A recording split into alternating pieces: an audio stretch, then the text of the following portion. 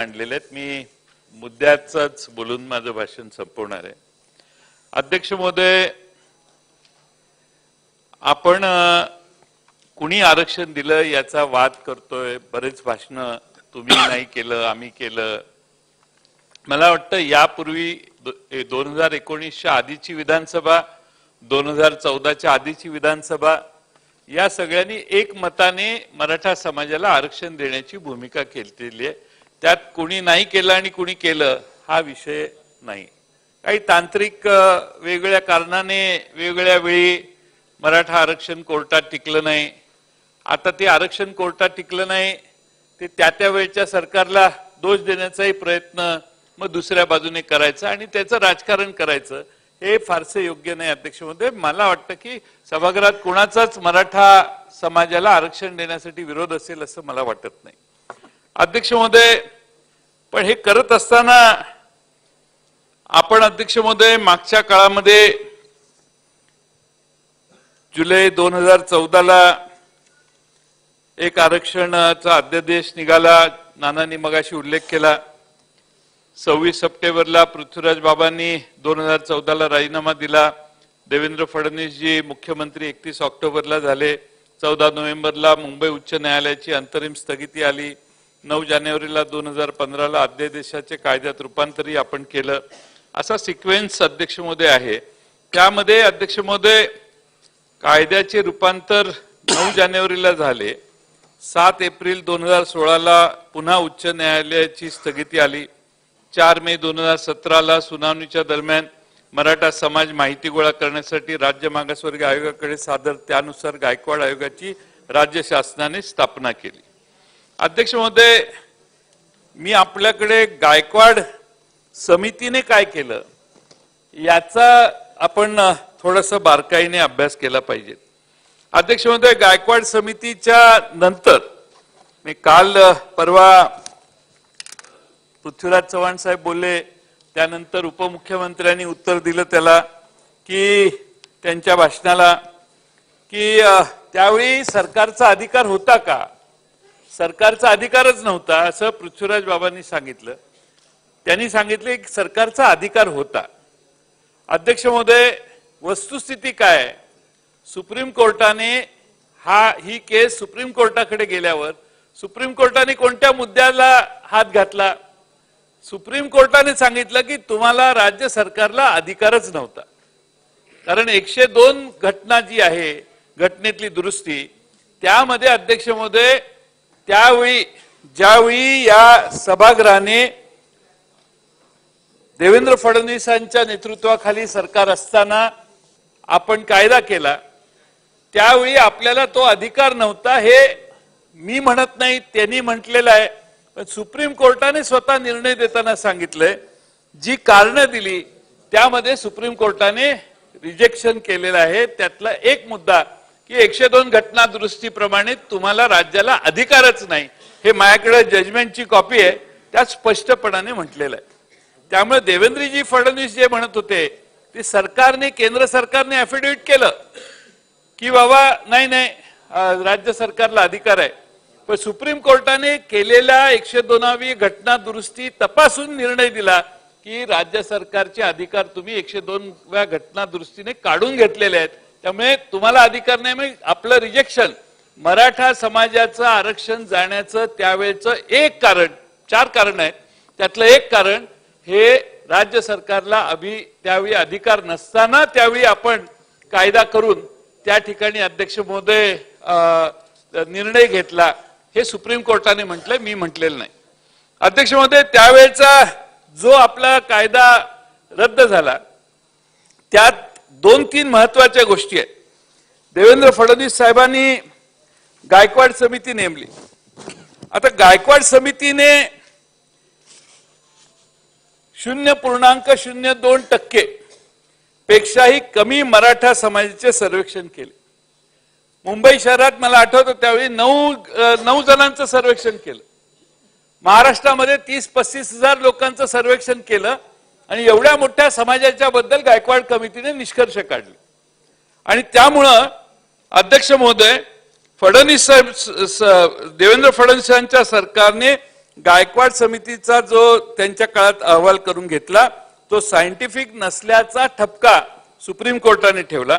इतका कमी sample survey स्वीकारून तत्कालीन फडणवीस सरकारने आरक्षण जाहीर केलं होतं. त्यामुळे अध्यक्ष महोदय कशामुळे आरक्षण गेलं याचा हा एक महत्वाचा मुद्दा आहे. अध्यक्ष महोदय दुसरा मुद्दा सुप्रीम कोर्टाने निदर्शनाला आणला तो म्हणजे 50% वर जायचं असेल तर काही विशेष कारण लागतं. गायकवाड समितीने सांगितलं की मराठा समाजाची लोकसंख्या जास्त आहे म्हणून हे 50% वर नेण्यासाठी हे सबळ कारण आहे जे सुप्रीम कोर्टाने रिजेक्ट केलं. अध्यक्ष महोदय तिसरा एक मुद्दा त्यांनी सांगितला की मराठा समाजाची तुलना तुम्ही कोणाशी केली एससी एसटी ओबीसी यांच्याशी. सुप्रीम कोर्ट म्हणतं की त्यांच्याशी तुलना करण्याची आवश्यकता नव्हती. तुम्ही इतर ओपन कॅटेगरीतले जे समाज आहेत त्यांच्याशी तुलना करणं आवश्यक होतं. हे एक सुप्रीम कोर्टाने निर्णय देताना दुसरं कारण दिलं. तिसरा महत्वाचा मुद्दा म्हणजे त्यांनी असं सांगितलं सुप्रीम कोर्टाने 1904 सालापासूनची कागदपत्र तुम्ही जोडलेली आहेत मराठा समाजाचा मागासलेपण सिद्ध करण्यासाठी. आज वस्तुस्थिती काय याच्याविषयी तुम्ही माहिती द्या असं सुप्रीम कोर्टाने त्यावेळी सांगितलेलं आहे.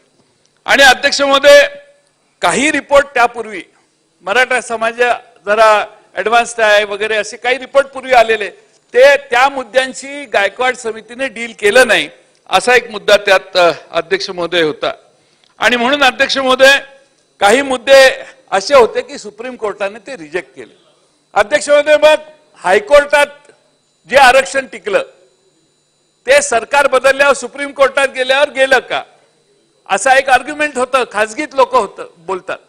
अध्यक्ष महोदय आपल्या माहितीसाठी सांगतो की हायकोर्टामध्ये जे वकील होते मग मुकुल रोहतगी होते पटवालिया होते थोरात विए होते आणि अनिल साखरे होते. हीच टीम अध्यक्ष महोदय सुप्रीम कोर्टात देखील आपली होती दुसरी कुठली नव्हती. याच वकिलांनी त्याच लाईनवर सुप्रीम कोर्टात आपलं मत मांडलं आणि त्याचबरोबर सरकारकडून नव्हतं. अध्यक्ष महोदय दुसरा मुद्दा मराठा समाजाने देखील 6 जणांची समन्वय समिती नेमलेली होती वकिलांची जी कोऑर्डिनेट करत होती आणि त्या in addition to that Maratha समाजाने स्वतंत्र वकील देखील दिलेले होते. पण अध्यक्ष महोदय दुर्दैवानं आपल्याला त्यात सुप्रीम कोर्टात शेवटी हायकोर्टाचा निकाल सुप्रीम कोर्टाने कंटिन्यू केला नाही मान्य झाला नाही. दुर्दैवाने आपलं तेव्हाचं आरक्षण गेलं. पण मी हे मुद्दा यासाठी मांडतोय की अध्यक्ष महोदय त्याच टीमने दिल्लीत मुंबईत जे मांडलं हायकोर्टात तेच सुप्रीम कोर्टात मांडायचं काम झालं. पण सुप्रीम कोर्टाने 102वी जी घटना दुरुस्ती झाली ते कारण दिलं की तुम्हाला अधिकार नसताना तुम्ही हा कायदा का केला. आणि त्यामुळे अध्यक्ष महोदय आपण थोडासा सिक्वेन्स बघितला पाहिजे की महाराष्ट्रात आपल्या 11 ऑगस्ट 2018 रोजी केंद्र सरकारने अध्यक्ष महोदय घटना दुरुस्ती केली. एखाद्या जातीला मागास ठरवण्याचे अधिकार राज्य सरकारकडून काढून घेण्यात आले आणि ते अधिकार केंद्र सरकारने स्वतःकडे दिले. त्याचं बिल आहे त्याचा आता वाचून मी वेळ घेत नाही वेळ कमी आहे. अध्यक्ष महोदय 5 मे 2021 ला सर्वोच्च न्यायालयाने मराठा समाजाचे आरक्षण रद्द केले. फडणवीस सरकारच्या काळातील गायकवाड समितीचा अहवाल मग इंदिरा साहनी खटल्यातील आरक्षणाच्या 50% मर्यादा ओलांडणे केंद्र सरकारच्या 102व्या घटना दुरुस्तीमुळे राज्याला अधिकार नसणे ही 2-3 प्रमुख कारणामुळे आपलं आरक्षण गेलं.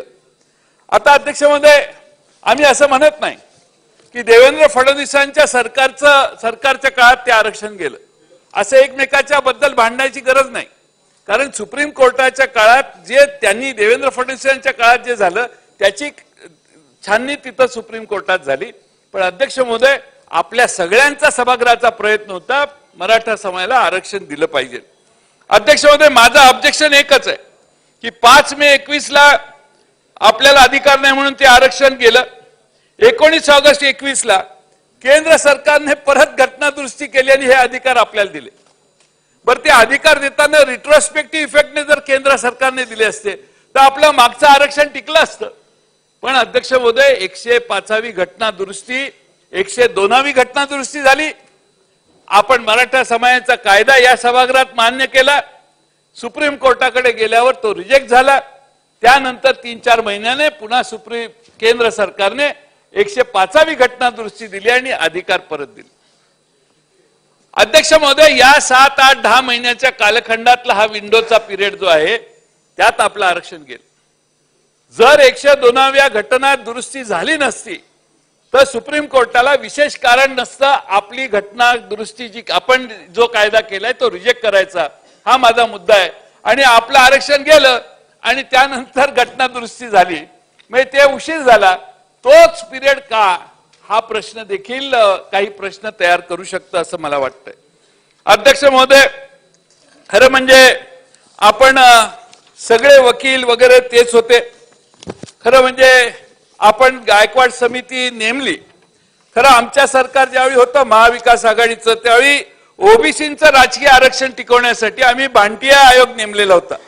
आणि भांटिया आयोगाने एवढं चांगलं काम केलं, त्याला कुणाचं प्रेशर नव्हतं, कुणाही त्याला दम भांटिया साहेबांना त्यांच्या आयोगाला दिला नाही.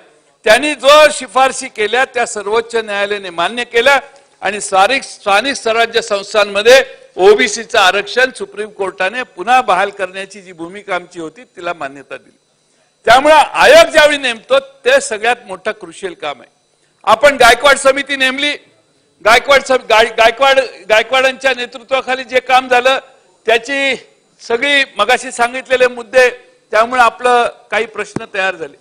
अध्यक्ष महोदय, आज आयोगाची परिस्थिती काय? आज अध्यक्ष महोदय आपल्या आयोगाच्या 2 सदस्यांनी राजीनामा दिला. ते म्हणतात की मला आमच्यावर प्रेशर आलं त्यामुळं आम्ही राजीनामा दिला. त्यानंतर अध्यक्ष महोदय अध्यक्षांनी काल परवा राजीनामा दिला, काहीतरी 4-5 तारखेला राजीनामा दिला निरगुडे साहेबांनी. आणि अध्यक्ष महोदय त्यामध्ये अध्यक्ष महोदय आज आपल्याला दुर्दैवाने आयोगाच्या बद्दल ही शंका निर्माण झाली. आणि हे का मी सांगतोय तर आयोग अध्यक्ष आणि सदस्य यांनी जर राजीनामे दिले, उद्या तुम्ही नवीन माणसं आता कोणीतरी नेमलाय, त्यांनी सगळ्यांनी मिळून आपल्याला सोयीचा अहवाल दिला तरी सुप्रीम कोर्टात कोणीतरी जाणार आणि तिथं सांगणार की हे बघा हे प्रेशर करत होते या आयोगाला, या 2 सदस्यांनी अध्यक्षांनी राजीनामा दिला, त्यानंतर त्यांनी सोयीची माणसं आणली आणि हा अहवाल तसा आणलेला आहे. जरा 2 मिनिटं साहेब. त्यामुळं अध्यक्ष महोदय हे फार धोकादायक आहे. खरं म्हणजे सन्माननीय मुख्यमंत्र्यांनी आयोगाच्या अध्यक्षांना आणि सदस्यांना समजावून सांगायला पाहिजे होतं. कोणालाही कुठल्याही मंत्र्याला त्यांच्यावर दबाव करू नका म्हणून सूचित करायला पाहिजे होतं आणि आयोगाला पूर्णपणाने संरक्षण देऊन त्यांच्याकडून काम करून घेणं आवश्यक होतं. आता बाहेर बातम्या गेल्या, वर्तमानपत्रात त्यांनी बाहेर स्टेटमेंट दिले की आमच्यावर प्रेशर होतं म्हणून आम्हाला हे काम करायचंच नाही म्हणून माणसं पद सोडून जायला लागली.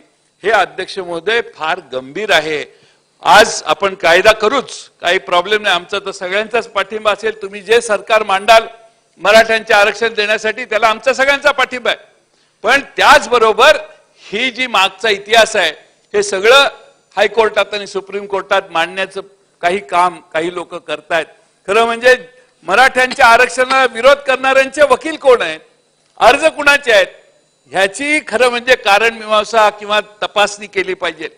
कोण लोक जातात मराठा आरक्षण मिळालं की विरोधात, त्या वकील मोठे मोठे कसे उभे राहतात, त्यांना कोण फंडिंग करतं, कोण त्यांना अर्थपुरवठा करतं, 10-10, 20-20 लाख रुपयाची फी एकेका वकिलाची देण्यासाठी कोण त्यांच्या मागे आहे. आणि मग अशा चर्चा सुरू झाल्या की मग त्यातनं काही शंका तयार होतात. आणि म्हणून अध्यक्ष महोदय माझी आपणाला विनंती आहे की आपण याकडे गांभीर्याने बघितलं पाहिजे, आयोगाचं काम व्यवस्थित झालं पाहिजे.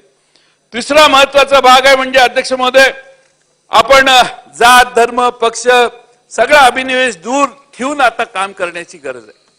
आपण खरं म्हणजे महाराष्ट्र हा मगाशी सांगितलं त्याचं रिपिटेशन करत नाही, हा सर्व जाती धर्मांना बरोबर घेऊन जाणारं राज्य आहे. या राज्यामध्ये कधी जाती जातींमध्ये भेद नव्हते, एकमेकाचा द्वेष नव्हता. आता काय झालेलं आहे, आरक्षणामुळं प्रत्येक जात दुसऱ्या जातीचा द्वेष करते का काय असं वातावरण तयार केलं. नानांनी मगाशी बरोबर सांगितलं की लोक आता एकमेकाला त्या सोशल मीडियामध्ये एवढ्या शिव्या एकमेकाला द्यायचं चालू आहे. हे काय चांगलं नाहीये. आपण महाराष्ट्र कुठं नेऊन ठेवलेला आहे हे आपण सगळ्यांनी म्हणून एकदा विचार केला पाहिजे. महाराष्ट्रातल्या सामान्य माणसांची तरुण मुलांची मनं प्रत्येक जातीमध्ये एवढं अंतर पडायला लागले अध्यक्ष महोदय की दुर्दैवाने आपली सगळी विण उसवलेली आहे, आपल्या सामाजिक सोशल फॅब्रिक जे आपलं आहे ते सगळं उसवलेलं आहे असं आता वाटायला लागले। आणि म्हणून माझी अध्यक्ष महोदय भूमिका आहे की खरं म्हणजे आता ओबीसी आणि मराठा, आता राज्याच्या मंत्रिमंडळातले मंत्री जिथं उभं राहून सांगतात की ओबीसींच्यावर अन्याय, ओबीसींना निधी दिला जात नाही, ओबीसींच्या अमक्या संस्थेला पैसे मिळाले नाहीत, तमक्या संस्थेला पैसे मिळाले नाहीत, याला मिळाले नाहीत। आज दुर्दैवाने महाराष्ट्र सरकारमधल्या मंत्र्यांचं भाषण आहे, आमचं नाही आहे। तुम्ही सगळे ओबीसींवर अन्याय करताय असं त्या भाषणाचा अर्थ होतोय। सध्याचं सरकार ओबीसींच्यावर अन्याय करतंय, ओबीसींना निधी देत नाही, ओबीसींना बाजूला ढकलतंय, ओबीसींच्यावर सतत अन्याय चालू आहे या सरकारचा, असं मंत्री महोदयांच्या भाषणातून महाराष्ट्राला कळलं। आणि म्हणून भले त्यांचं काही कारण असेल, काही आग्रह असेल, पण ज्या ठिकाणी बीडला दंगल झाली, अध्यक्ष महोदय असा प्रसंग कधी आयुष्यात कुणावर येऊ नये। आमचे संदीप क्षीरसागर पुण्याहून निघाले, त्यांची बायका मुलं घरात होती, मला फोन करत होते। मी डीएसपीला फोन केले, 8-9 वेळा फोन केले, त्या बाबाने काही फोन घेतला नाही। आयजीने 2 वेळा फोन घेतला, आयजीने खाली निरोप पाठवले आणि तोपर्यंत संदीप क्षीरसागरांचं घर जळायला लागलेलं होतं। अध्यक्ष महोदय आमच्या पक्षाचा राष्ट्रवादी काँग्रेसचा ऑफिसही तिथं जाळण्याचा कार्यक्रम झाला। मोठ्या प्रमाणात माणसं एका घरापासून दुसऱ्या बंगल्याकडे, दुसऱ्या बंगल्याहून आमच्या प्रकाश सोळंकींच्या घराकडे, जयसिंगराव सोळंकींच्या घराकडे गेली। काय चाललंय महाराष्ट्रात? पोलीस हात धरून बसलेले आहेत, पोलीस नव्हते बीड शहरात, डीएसपींचं कार्यालय समोर आहे, संदीप क्षीरसागरांच्या घराच्या समोर पोलिसांची ऑफिस आहे। अध्यक्ष महोदय आश्चर्य वाटावं, दुर्दैव महाराष्ट्रात पोलीस खात्याने आता माग हात घालून, हाताची घडी घालून बघायचं धोरण धरलं असेल तर तुम्हाला काय, कुणाला काय, कुणाचंही राज्य हो, राज्य करणं अवघड जाणार आहे। आणि जर पोलीस ऍक्शन घेत नसतील, पोलीस कोणती कारवाई करत नसतील तर कुणाचंही राज्य हो, माझ्या त्याबद्दल शंका म्हणणं नाही, पण कुणाचंही राज्य आलं तर पोलीस जर हातात खिशात हात घालून उभे राहिले, हाताला घडी घालून उभे राहिले आणि डोळ्याच्या समोर 100 फुटावर 500 फुटावर माणसं घरं जाळण्याचा कार्यक्रम करत असतील तर अध्यक्ष महोदय महाराष्ट्र आता या सभागृहाच्या ताब्यात राहणार नाही। सभागृहाच्या म्हणजे ज्यांना जो अधिकार मिळेल त्याचा आपला अधिकार आहे, पण खाली कोणी ऐकत नाही अशी अवस्था होईल। त्यामुळे पहिली चौकशी झाली पाहिजे की डीएसपीने त्या शहरामध्ये ही घरं जळत असताना का ऍक्शन घेतली नाही, त्याला बदला हे फार किरकोळ गोष्ट आहे। त्याच्यावर त्या डीएसपीने शहरात असताना ऍक्शन का घेतली नाही, हा अध्यक्ष महोदय पहिला चौकशीचा भाग आहे। दुसरा चौकशीचा भाग आहे त्या जरंगे पाटलांच्या बसलेल्या बैठकीतल्या उपोषणावर लाठीचार्ज करण्याचा आदेश कोणी दिला? का उच्चस्तरीय चौकशी कर? सगळा महाराष्ट्र पेटलाय ना। जरांगे पाटलांच्या उपोषणावर लाठीचार्ज करायचा आदेश कोणी दिला याची अध्यक्ष महोदय चौकशी ताबडतोब झाली पाहिजे। या उत्तराच्या भाषणात त्यांनी घोषणा केली पाहिजे की न्यायमूर्तींच्या अध्यक्षतेखाली आम्ही त्याची चौकशी करू, आम्हाला महाराष्ट्राला, पोलिसांना शिक्षा देऊ नका। पण महाराष्ट्राला हे कळलं पाहिजे कोण तो बहादर आहे, माईचा लाल आहे की ज्यांनी बसलेल्या महिलांना, लहान मुलांना, भजन म्हणणाऱ्या महिलांना आणि बसलेल्या शांततेत चाललेल्या उपोषणावर लाठीचार्ज करण्याचा आदेश कुणी दिला, एवढं एक नाव महाराष्ट्राला कळलं पाहिजे। बाकी सगळं सोडून द्या तुम्ही, पण कुणी आदेश दिला? डीएसपीने दिला का, कलेक्टरने दिला का, प्रांताने दिला का, का मंत्रालयातून कुणी दिला? ह्याची चौकशी झाली पाहिजे। का झाली पाहिजे तर काय सोकावला नाही पाहिजे। महाराष्ट्राला कळलं पाहिजे की ह्यांनी आदेश दिला, ह्या परिस्थितीत दिला। सांगा तुम्ही की अमका झालं म्हणून आम्हाला आदेश द्यावा लागला, आम्ही समजून घेऊ, पण कुणी आदेश दिला हे महाराष्ट्राला कळलं पाहिजे। आणि म्हणून अध्यक्ष महोदय महाराष्ट्रात ओबीसी विरोधी मराठा हे वातावरण निर्माण होणार नाही याची काळजी घ्या। ही काळजी घेत असताना महाराष्ट्रातल्या मंत्रिमंडळात मुख्यमंत्री, राज्याचे एक मंत्री सगळीकडे जात आहेत, त्यांची भूमिका ते मांडतात, मी त्यांना काही म्हणणार नाही। पण अध्यक्ष महोदय ते स्वतः सरकारमध्ये असताना इथं बसलेत आणि म्हणतात ओबीसींच्यावर अन्याय चालू आहे। आमचं मत नाही आहे ओबीसींच्यावर अन्याय झाला पाहिजे. ओबीसी देखील महाराष्ट्रातले आहेत, महाराष्ट्रातले नागरिक आहेत. ओबीसींच्या देखील भावना जपल्या पाहिजेत. ओबीसींच्या वरही कोणता अन्याय झाला नाही पाहिजे. त्यांना जे निधी पाहिजे ते देण्याची व्यवस्था. आमचं तर मागणी आहे की जे आमचे मंत्री महोदयांनी भाषण केलं भुजबळ साहेबांनी, त्यांना काय पाहिजे ते त्यांनी मंत्रिमंडळात मांडावं. त्यांचं जे म्हणणं आहे ते मुख्यमंत्र्यांना मान्य असेल तर सरकारचा ठराव करावा. हे अधिवेशन संपायच्या आधी आम्हाला सांगावं, काही अडचण नाही. पण अध्यक्ष महोदय, महाराष्ट्रात जाऊन आता इथनं पुढे भाषण कुणीच करू नये अशी माझी विनंती आहे. शेवटी आंदोलन करणारा सत्तेत नाही, त्याचं ते काय करत असेल ते ऐकायचं आपण. शेवटी सहनशक्ती हाच मार्ग असतो सत्तेत बसणाऱ्या माणसाला, की ज्याने त्याच्या बद्दलची मतं मिनिमम डॅमेज होऊ शकतात.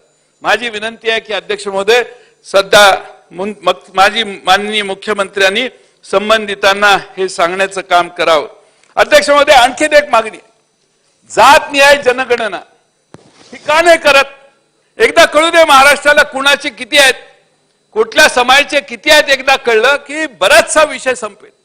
त्यामुळे आमची मागणी आहे, जात न्याय जनगणना करा. जात न्याय जनगणना करत असताना महाराष्ट्रातल्या सगळ्या जनतेला न्याय मिळेल. आज सत्तेत बसणाऱ्या लोकांचा कदाचित जात न्याय जनगणना करण्यासाठी विरोध असेल, पण अध्यक्ष महोदय, आमची मागणी आहे, मी राष्ट्रवादी काँग्रेस पक्षाचा कार्यकर्ता अध्यक्ष या नात्यानं राष्ट्रवादी पक्षाकडून मी बाहेरही मागणी केली आहे, इथंही करतो की जात न्याय जनगणना करा. महाराष्ट्रातल्या सगळ्या लहान लहान जातींना त्यांची लोकसंख्या किती आहे एकदा कळू द्या. आणि हे सर्वेक्षण जर झालं तर महाराष्ट्रातले गुलाबराव पाटील साहेब बरेच प्रश्न सुटतील. आणि म्हणून जात न्याय जनगणना, तुम्हाला महाराष्ट्रातल्या सर्व जातीमधले हे भेद दूर करायचे असतील तर त्याला एक उत्तम उपाय आहे आणि तो म्हणजे जात न्याय जनगणना आहे.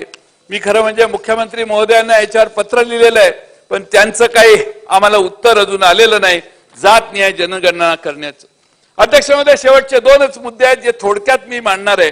आपल्या महाराष्ट्रामध्ये धनगर समाजाच्या आरक्षणाचा मुद्दा आहे. नरेंद्र मोदी साहेब आले, सोलापुरात भाषण केलं. मोदी साहेबांनी त्यावेळी धनगर समाजाला आरक्षण देण्याचं आश्वासन पूर्ण दिलं. त्याचं दशक आता पूर्ण होत आलं. दशक पूर्ण होतं या लोकसभेच्या वेळी.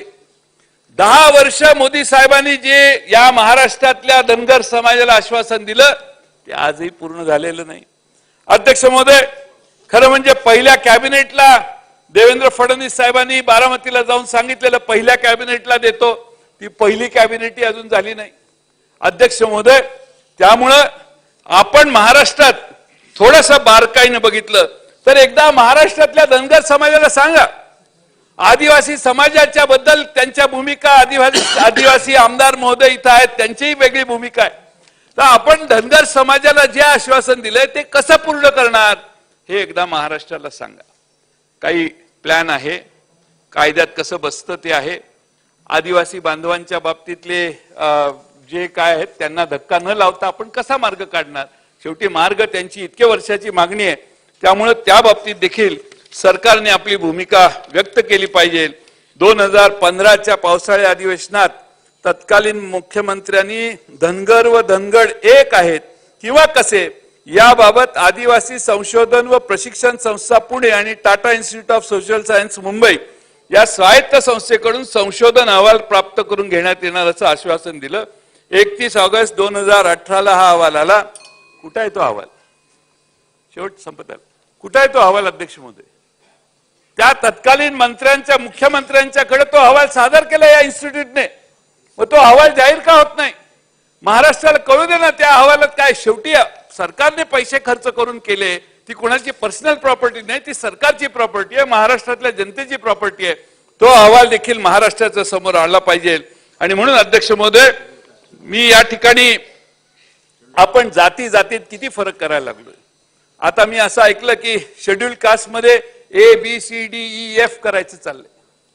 अध्यक्ष महोदय, हे सगळं करायला लागलो तर भांडणं, वादावादी, संघर्ष हे करतील. म्हणून मी म्हणतोय जात न्याय जनगणना करा. जात न्याय जनगणना करा, सगळ्यावर उत्तर निघेल.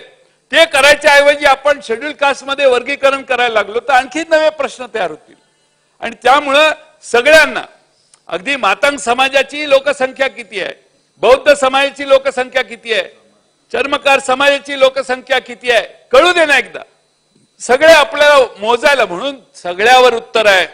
म्हणजे विलासराव देशमुख साहेबांचं एक भाषण प्रसिद्ध आहे, मी ते काय उल्लेख करत नाही, पण त्यांनी सांगितलं हे जाती जातीत आता तणाव निर्माण होतील, त्यामुळे त्यांनी एक वेगळा मार्ग दाखवलेला सांगितलेला ते भाषणात आहे, मी ते इथं सांगणार नाही. त्यामुळे अध्यक्ष महोदय जातनिहाय जनगणना करूया. जातनिहाय जनगणना करणं हे छोट्या छोट्या महाराष्ट्रातल्या समाजाला, मी महाराष्ट्राचा नागरिक आहे आणि महाराष्ट्राच्या सरकारने मला दिलासा दिलाय हे सांगण्यासाठी आपल्याला त्याची उपयोगिकता आहे. आणि म्हणून मी सरते शेवटी राज्यात जातनिहाय जनगणना करावी, मराठा समाजाला घटनेच्या चौकटीत टिकणारं आरक्षण द्यावं. माझी एक शेवटची विनंती करून मी भाषण संपवतो. माझी विनंती अध्यक्ष म्हणते, मराठा समाजाला आता लोकसभा जवळ आली, त्यानंतर विधानसभा आहे, आपण काहीतरी कायदा करू. कायदा करून झाल्यावर सगळ्या मराठा समाजाला वाटेल की आता सगळं टिकणारं आरक्षण, आता टिकणारं आरक्षण हे 2-3 वेळा आपण हायकोर्टातून मागो आलोय. कुणाचं सरकार मला माहित नाही, म्हणजे त्याचा दोष कुणाचाच नाहीये, पण यावेळी देणारं आरक्षण पूर्ण विचारांती गडबड न करता योग्य पद्धतीनं देऊ की जे सगळ्या कोर्टात टिकेल. सगळीकडे आता आपल्याला अधिकार आला, 105वी घटना दुरुस्ती आपल्याला सभागृहाला अधिकार आहे, आपल्याला मागासलेल्या समाजाला मागासले पण ठरवणं आणि त्या बाबतीत तो आपला अधिकार आहे. आणि म्हणून आता जे करू ते शांतपणे शांत चित्ताने करा. ज्यांना मला माहित नाही जरांगे पाटलांना आपण आश्वासनं काय दिलेली आहेत, त्यामुळं तारखा ते देत आहेत, आपण त्यांच्या पुढच्या 8 दिवसाच्या तारखा देतोय. तारखेत मी त्यावेळी देखील सुचवलेलं होतं, सर्व पक्षीय समितीची मीटिंग सह्याद्रीला पहिली झाली त्यावेळी सांगितलेलं तारखेत अडकू नका. तारखेत अडकलं तर आपल्याला त्या वेळेत करता येत नाही. हा प्रश्न सुटण्यासारखा आहे पण अवघड किचकट आहे, न्यायालयाच्या चौकटीत जायचंय म्हणून मी त्यावेळी सुचवलेलं. पण मुख्यमंत्री महोदय गेले आणि त्यांनी तारीख जाहीर केली किंवा त्यांच्याशी चर्चा केली, कारण त्यांचा आग्रह असेल म्हणून केली असेल, मी काय त्या मुख्यमंत्र्यांना दोष देत नाही. आता अध्यक्ष महोदय योग्य मार्ग काढा, मराठा समाजाला त्यांच्या न्याय हक्काचं आरक्षण देऊ. जरांगे पाटलांच्या सभेला इतकी गर्दी का होते, तर मराठा समाजामध्ये दारिद्र्य आहे, मराठा समाजात बेकारी प्रचंड मोठी आहे आणि म्हणून त्यांच्या सभांना जास्त गर्दी होते. आणि म्हणून आपण महाराष्ट्रातली ही बेकारीची समस्या जी आहे, सगळे 10.8% बेकारी झाली. म्हणून अध्यक्ष महोदय बेकारी कमी करण्यासाठी देखील दुसऱ्या बाजूनं आपल्याला हे आरक्षण किती, सरकारच्या 20 लाख नोकऱ्यांमध्ये आरक्षण आहे, त्यामुळे त्याच्या बाहेर जो समाज आहे त्याच्या बाहेरची जी कामाची अपॉर्च्युनिटी आहे त्या अपॉर्च्युनिटीज वाढवूया आणि सगळ्याच समाजाला वेगवेगळ्या ठिकाणी संधी देऊया आणि जाती जातीमध्ये भांडणं लागणार नाहीत. असंच आचरण, अशीच भूमिका सर्व पक्षांनी आणि खास करून मंत्रिमंडळाची शपथ घेतलेल्या सगळ्या मंत्र्यांनी, कोयनेपासून ते येवल्यापर्यंत सगळ्याच लोकांनी मर्यादा सांभाळून मतभेद होणार नाही त्याची भूमिका आपण बाळगतात. आपला फारच सौजन्याने आपलं सध्या चालू आहे, त्यामुळे मी तुम्हाला दोष देत नाही, पण एकच नाव घेतलं तर दुसरं नाव बिघडतं. त्यामुळं सगळ्यांनी सगळ्या एका विचाराने काम करावं आणि आपला हे सभागृह